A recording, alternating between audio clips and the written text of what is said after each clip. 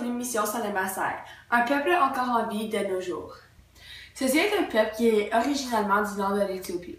Par contre, aujourd'hui, ils sont regroupés au nord de Tanzanie et dans le sud du Kenya qui contient le parc Masai Mara, qui est une réserve pour cette tribu. De plus, on peut aussi les trouver en partie dans l'Afrique du Sud.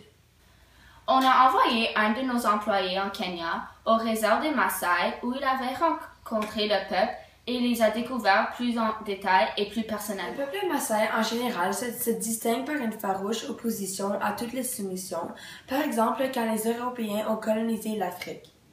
Leurs traditions ont pu résister principalement, mais ils ont dû s'habituer un peu plus au mode de vie plus moderne que nous pouvons observer au Kenya et Tanzanie aujourd'hui.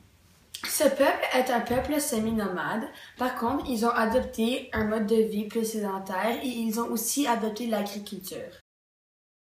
Les Maasai habitent dans la savane qui est composée de très peu d'arbres courts et larges, de beaucoup de sable et de petites sections de très hautes feuilles et d'un climat très chaud.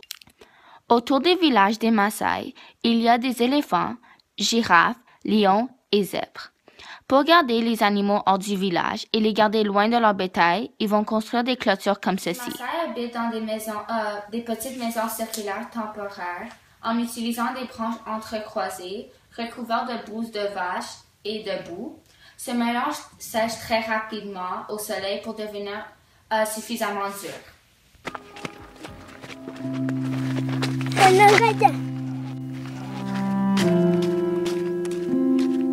La vie traditionnelle des Maasai s'organise autour du bétail qui constitue leur principale source de nourriture. De plus, chaque famille Maasai possède une dizaine de bœufs, de chèvres et de moutons. Les Maasai se nourrissent surtout de laitage et de sang.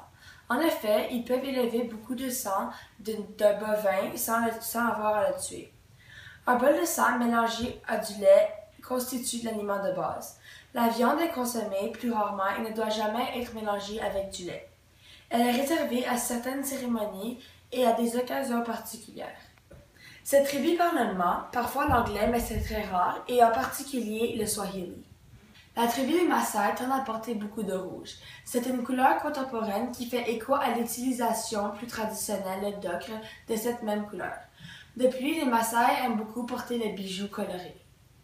Voici un shuka, et c'est un vêtement qui est souvent porté par les guerriers. On peut aussi voir la couleur rouge qui est très traditionnelle dans cette tribu. Un des bijoux très traditionnels et très populaires, portés souvent par les femmes de la tribu Maasai.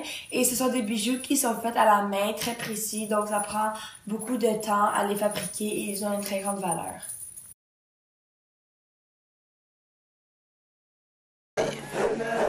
Après qu'un chef me demanda de devenir son frère, je vais vivre une des aventures les plus saisissantes qui soient, au milieu d'hommes qui se rasent la tête, se déplacent avec une lance, chassent le lion, se parent de bijoux, prisent du tabac et boivent du sang.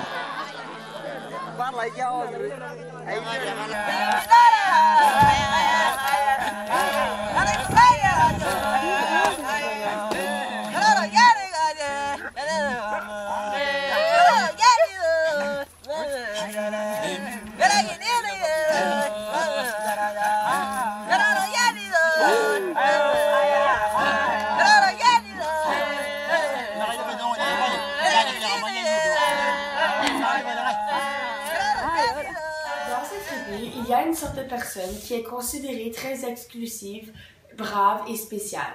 On les appelle les guerriers. Voici une de leurs photos. La raison qu'on les considère si spéciales est parce qu'ils sont présents pour protéger la communauté et les défendre quand ils les ont de besoin. Les Maasai ont une structure politique patriarcale qui veut dire que le père a la plus grande autorité. Aussi, les anciennes prennent les décisions pour l'ensemble du groupe, car ils vont transmettre les informations de génération en génération, comme les connaissances concernant les plantes, les animaux, mais aussi les usages et l'histoire de leur peuple. Elles sont divisées en clans patrilinéaires et en classes d'âge. Les hommes passent successivement dans 5 classes d'âge: enfants, jeunes guerriers, guerriers adultes, jeunes aînés, puis aînés. Le passage d'une classe à l'autre est accompagné par le rite et initiatique. Les Maasai ont un dieu unique et bienveillant que l'on appelle Enkai ou Nigai, un dieu créateur se manifestant à travers la pluie et le ciel. Cela est pourquoi nous les appelons les guerriers de la pluie. Maintenant, je vais vous raconter un mythe très populaire dans la tribu des Maasai. Alors, il croit que Enkai a donné tous les bétails aux Maasai, et donc que quelqu'un possédant des troupeaux doit les avoir volés autrefois aux Maasai. Cette croyance a conduit à quelques conflits mortels avec d'autres tribus voisines au cours des siècles passés, par exemple les Kipsiki. Le chef spirituel, Oluwaboni, agit comme un intermédiaire entre les Maasai et leur dieu, Enkai. Il est le détenteur des connaissances traditionnelles concernant les plantes médicinales et peut pratiquer la divination et la magie. Jambo bwana, habari gani? Nzuri sana. Wageni mwakaribishwa Kenya yetu, hakuna matata. Ngiti jambo bwana, habari gani? Nzuri sana. Wageni mwakaribishwa Kenya yetu, hakuna matata.